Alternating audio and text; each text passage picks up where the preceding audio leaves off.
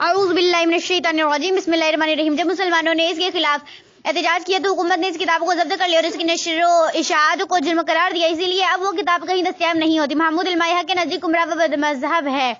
زید کا اس شعر کے مطابق عقیدہ ہے اور زید کہتا ہے کہ میرے مرشد گرامی بھی یہی عقیدہ رکھتے تھے اور لوگوں کو بیعت کرتے تھے۔ میں ان کی خانقاہ کا سجادہ نشین ہوں اور میرے مرشد گرامی نے مجھے خلافت عطا فرمائی ہے۔ میرے مرشد گرامی یہ شعر پڑھتے تھے اور عقیدہ بھی رکھتے تھے، اس لیے میں بھی وہی شعر پڑھتا ہوں اور میرا بھی عقیدہ ہے، وہ شعر یہ ہے: نہ ہندو ہو، نہ مسلم، نہ عیسائی، نہ کافر ہو خادم اپنے مرشد کا، میرا مذہب محبت ہے۔ دریافت طلب یہ امر ہے کہ یہ شعر کیسا ہے اور اس کے مطابق عقیدہ رکھنے والے کے لیے شریعت کا کیا حکم ہے؟ جواب: فتاوی علمی غیر جلد 2 میں احکام المرتدین میں ہے: من شک فی ایمانی وقال انا مؤمنین انشاءاللہ فہو کافر۔ اور بہار شریعت حصہ نہم بیان مرتد میں ہے کہ جس شخص کو اپنے ایمان میں شک ہو، یعنی کہتا ہے کہ مجھے اپنے مومن ہونے کا یقین نہیں، یا کہتا ہے معلوم نہیں میں مومن ہوں یا کافر، تو وہ کافر ہے۔ ان عبارتوں سے واضح طور پر معلوم ہوا کہ جب اپنے ایمان میں شک کرنے والا کافر ہے تو جو شخص یہ کہے کہ میں مسلم نہیں ہوں وہ بدرجہ اولا کافر ہے۔ بعد میں یہ کہنا کہ میں کافر نہیں اسے کچھ فائدہ نہ دے گا، لہذا شعر مذکورہ کفری ہے۔ مرید ہو یا سجادہ نشین، کوئی بھی ہو، اس کے مطابق عقیدہ رکھنے والا کافر ہے۔ اس پر توبہ تجدید ایمان فرض ہے اور بیوی والا ہو تو تجدید نکاح بھی ضروری ہے۔ وہو تعالی عالم۔ زید کہتا ہے کہ محمد بن عبد الوہاب نجدی نے سب مسلمانوں کو کفر و ضلالت سے نکالا، تو اس کے لیے کیا حکم ہے؟ جواب: جو شخص یہ کہتا ہے کہ محمد بن عبد الوہاب نجدی نے مسلمانوں کو کفر و ضلالت سے نکالا ہے، وہ اگر جاہل نہیں تو گمراہ اور گمراہ گر ہے۔ مسلمان اس کی بات سننے سے سخت پرہیز کرے۔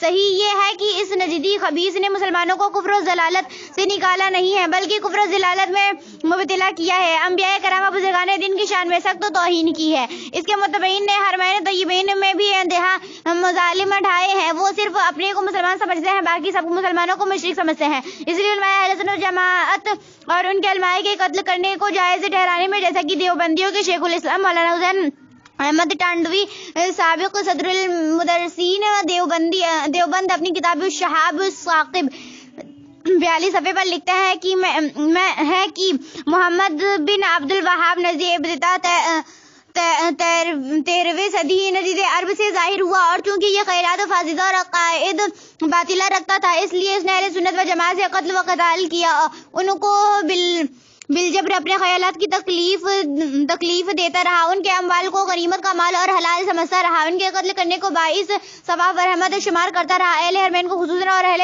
حجاز کو عموماً اس نے تکلیف شاکہ پہنچائے۔ سلف صالحین اور ابتدائی کی شان میں نہایت گستاخی اور بے ادبی کے الفاظ استعمال کیے۔ بہت سے لوگوں کو بوجھا اس کی تکلیف شدیدہ کے مدینہ منورہ اور مکہ معظمہ چھوڑنا پڑا، اور ہزاروں آدمی اس کے فوج کے ہاتھوں شہید ہو گئے۔ پھر یہی دیوبند کے شیخ الاسلام اپنی اسی کتاب الشہاب الثاقب کے 43 صفحے پر لکھتے ہیں کہ محمد بن عبد الوہاب نجدی کا عقیدہ تھا کہ جملہ اہل عالم و تمام مسلمانان دیار مشرق و کافر ہیں، اور ان سے قتل قتال کرنا، ان کے اموال کو ان سے چھین لینا حلال و جائز ہے بلکہ واجب ہے۔ اور علامہ ابن عابدین شامی رحمۃ اللہ علیہ تحریر فرماتے ہیں: تبع عبد الوہاب زین خرجوا من نجد تغلبوا الحرمین وکانوا ينتهلون مذهب الحنابلة لكنهم انتقدوا وانهم هم المسلمون وان من الخليفة اعتقادهم مشركون واستبى ہوا بذلك قتل اہل السنت وقتل علمائهم شامی جلد 100 مطبوعہ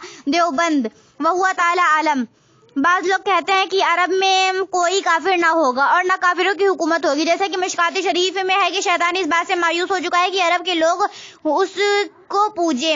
دریافت یہ امر ہے کہ آج ملک عرب خصوصاً مکہ معظمہ اور مدینہ منورہ میں نجدی وہابی کی حکومت ہے، جسے اہل سنت و جماعت مسلمان نہیں مانتے۔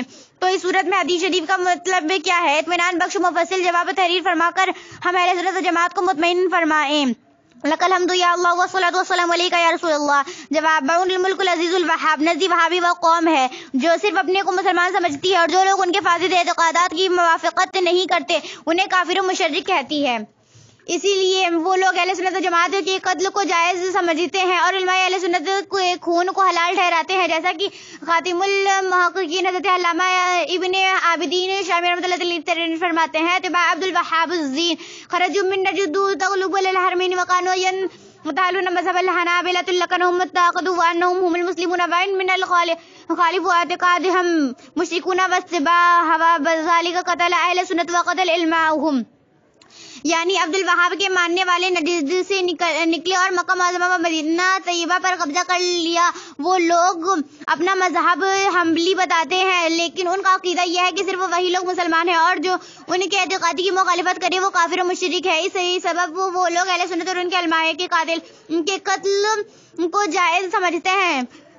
اور دیوبندیوں کے مولانا حسین احمد ٹانڈوی سابق صدر المدرسین دارالعلوم دیوبند لکھتے ہیں محمد بن عبد الوہاب نزدیک ابتدا 13ویں صدی نجد عرب سے ظاہر ہوا اور چونکہ یہ خیالات باطلہ اور عقائد فاسدہ رکھتا تھا اسی لیے اس نے اہل سنت والجماعت سے قتل و قتال کیا. ان کو بالجبر اپنے خیالات کی تکلیف دیتا رہا. ان کے اموال کو غنیمت کا مال اور حلال سمجھا. ان کے قتل کرنے کو باعث ثواب و رحمت شمار کرتا رہا. اہل حرمین کو خصوصاً اور اہل حجاز کو عموماً اس نے تکلیف شاقہ پہنچائی. سلف سالین اور اتباع کی شان میں نہایت گستاخی اور بے ادبی کے الفاظ استعمال کیے. بہت سے لوگوں کو بوجھ اسی کی تکلیف شدیدہ کے مدینہ منورہ اور مکہ معظمہ چھوڑنا پڑا اور ہزاروں آدمی اس کے اور اس کی فوج کے ہاتھوں شہید ہو گئے. اور اسی کتاب کے 43 صفحے پر لکھتے ہیں کہ محمد بن عبد الوہاب کا عقیدہ تھا کہ جملہ اہل اسلام و تمام مسلمانان و یار مشرک و کافر ہے اور ان سے قتل و قتال کرنا اور ان کے اموالوں کو ان سے چھین لینا حلال و جائز بلکہ واجب ہے. اسی وجہ سے وہابیوں نے مکہ معظمہ اور مدینہ طیبہ میں بھی انتہا مظالم ڈھائے یہاں تک کہ جنت البقیع مدینہ شریف کے قبرستان میں حضرت عثمان غنی حضرت دائی حلیمہ حضور کی صاحبزادی بی بی فاطمہ حضرت امام حسن حضور کی ازواج مطہرات اور بہت سے جلیل القدر صحابہ صحابیات رضی اللہ عنہ کے مزارات کو ہتھوڑوں اور فاوڑوں سے توڑ اور کھود کر پھینک دیا. اور مکہ معظمہ میں بھی جنت المعلا قبرستان میں ام المؤمنین حضرت بی بی خدیجہ رضی اللہ تعالیٰ عنہ کے مزار مبارک کے گنبد کو توڑ دیا اور عالیشان مزار کو کھود کر پھینک دیا. بیچ قبرستان سے صحابہ کرام کی قبروں پر پختہ سڑک بنا دی. سلطان الہند حضرت خواجہ غریب نواز اجمیری رحمۃ اللہ علیہ کے پیرو مرشد حضرت خواجہ عثمان ہارونی علیہ رحمۃ الرضوان کے مزار کے اوپر پکی سڑک بنا دی. اور یہاں تک کہ مسجدیں جو بن سے قرآن اللہ تعالیٰ کی ہے جیسا کہ سورہ جن 29 پارے سورہ جن میں ہے ون المسجد اللہ وہابیوں نے انہیں بھی گرا دیا. مسجد شجرہ جہاں درخت نے حضور کے سچے نبی ہونے کی گواہی دی تھی اسے کھود کر پھینک دیا. اور غار سور غار ہرا کے مبارک پہاڑوں کی مسجدوں کو بھی ڈھایا. اور آپ حضور صلی اللہ علیہ وسلم کے گنبد خضرا کے توڑنے کا پروگرام بنا رہی ہے. حضرت سید احمد بن زین وہلان مکی شافعی رحمۃ اللہ علیہ تحریر فرماتے ہیں کہ وہابی جب مسجدوں اور قبروں کو مکہ معظمہ میں توڑ رہے تھے تو بڑی ڈینگیں مارتے تھے, ڈھول بجا بجا کر گانا گاتے تھے اور صاحب قرآن کو گالیاں دیتے تھے. یہاں تک کہ اس ظالم قوم وہابی نے بعض قبروں پر پیشاب بھی کیا. خلاصۃ الکلام بھی فی بیان الامر البلد الحرام جلد ثانی 278 صفحہ. سوال میں مشکات شریف کی جس حدیث کا ذکر کیا گیا ہے اس کے اصلی الفاظ یہ ہیں ان الشیطان قد ایس من ان یعبدہ المصلحون فی حزیرۃ العرب ولکن فی تحریش بینہم. اس حدیث شریف کا ترجمہ مشکات مترجم وہابی مطبوعہ کراچی جلد اول 23 صفحے میں یوں ہے شیطان اس امر سے مایوس ہو گیا ہے کہ مسیحی مومن جزیرہ عرب میں اس کی عبادت کرے یعنی بت پرستی میں مبتلا رہے اور اسی وجہ سے وہ ان کے درمیان لڑائی جھگڑا پیدا کیا کرتا ہے. انتہا فاضہ وہابی کے اس ترجمے سے واضح ہو گیا کہ شیطان کی عبادت کا مطلب ہے بت پرستی میں مبتلا رہنا یعنی جزیرہ عرب کے مسلمان بت پرستی میں مبتلا رہے. ایسا نہ ہوگا. اور محدث کبیر حضرت شیخ عبدالحق دہلوی بخاری رحمۃ اللہ علیہ فرماتے ہیں طیبی گفتہ مراد بمصلحین مومنہ نند و مراد بعبادت شیطان عبادت اسلام و اگرچہ اصحاب مسلمہ و مانی زکات براہ ارتدہ درفتنا اما عبادت اسلام نہ کردند. یعنی علامہ طیبی نے فرمایا کہ مسیلوں سے مومنین مراد ہے اور شیطان کی عبادت سے بتوں کی پوجا مراد ہے. اور اگرچہ مسلمہ کے ساتھی اور مانعین زکات مرتد ہوئے لیکن ان لوگوں نے بتوں کی پوجا نہیں کی. اشتعال ملعات جلد اول 83 صفحے. اور حضرت ملا علی قاری رحمۃ اللہ علیہ فرماتے ہیں مان الحدیث ایس من ان یہود احد من المؤمنین لعبادت الصنم ویرتد علی شرکہ فی الجزیرۃ الحرب ولا يدل ذلك ارتدل اصحاب مسیلمہ وما منی زکات غیرهم ممن ارتدوا بعد النبی صلی اللہ علیہ وسلم لعنهم لم يعبدوا والصنم. یعنی حدیث شریف کا معنی یہ ہے کہ جزیرہ عرب میں کوئی مومن بت پرستی کی طرف لوٹ کر شرک نہ کرے گا اور اس پر اصحاب مسیلمہ اور مانعین زکات وغیرہ کے مرتد ہونے کا اعتراض نہ پڑے گا جو حضور صلی اللہ علیہ وسلم کے بعد مرتد ہوئے تھے اس لیے کہ ان مرتدوں نے بتوں کی پوجا نہیں تھی.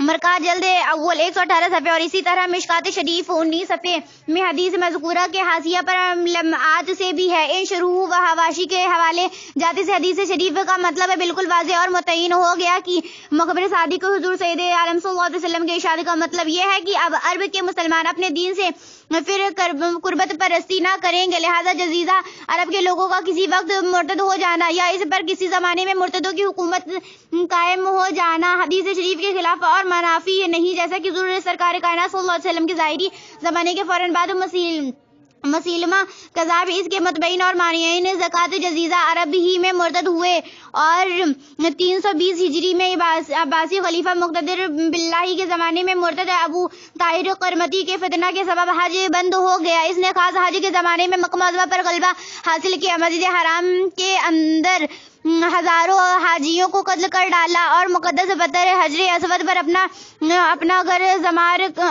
گرزمار کر اس کو توڑ ڈالا, پھر اس کو اکھاڑ کر اپنے دارالسلطنت حجر میں لے گیا. یہاں تک کہ 20 برس تک کعبہ معظمہ سے حجر اسود جدا رہا. پھر عباسی خلیفہ متین کے زمانے میں جب قرامتہ مغلوب ہو گئے تو حجر اسود پھر ہجر سے لا کر کعبہ معظمہ کی دیوار کے کونے میں بدستور سابق جوڑا گیا. ان ساری تفصیلات کو حضرت علامہ یوسف بن اسماعیل نبہانی رحمۃ اللہ علیہ لکھنے کے بعد تحریر فرماتے ہیں. قال محمد بن ربیع بن سلیمان کنتا بملکۃ سنت القرامتہ فسأجرج للقتل میزاب وانا غراف علی صبرا وقلت ربی ما احملک فسقط الرجل على دياغها فمات وصعد القرمة المنبر وهو يقول انا بالله وبالله انا خلق الخلق وافنيهم انا. یعنی محمد بن ربیع بن سلیمان